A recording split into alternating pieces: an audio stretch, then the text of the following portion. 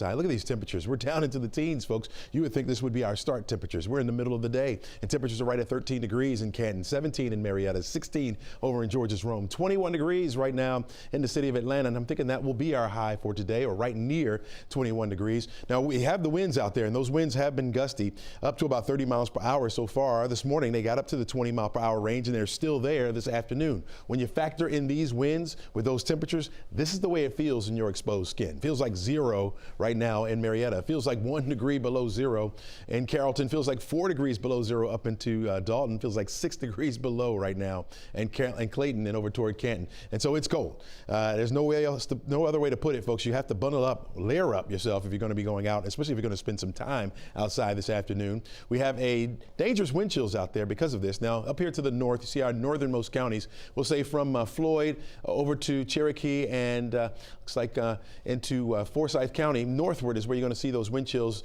up to about 20 degrees below 0.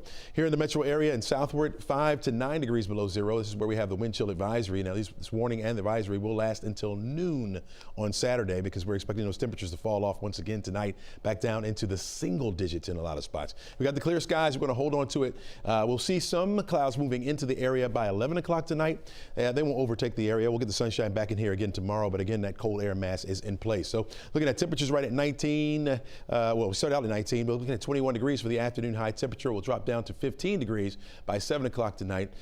Really frigid is what I'm trying to say. Getting frigid myself here. We'll see those temperatures again fall off to about 10 degrees tonight, and then we'll do it all over again for tomorrow. It's going to be cold all weekend long. More information on that coming up.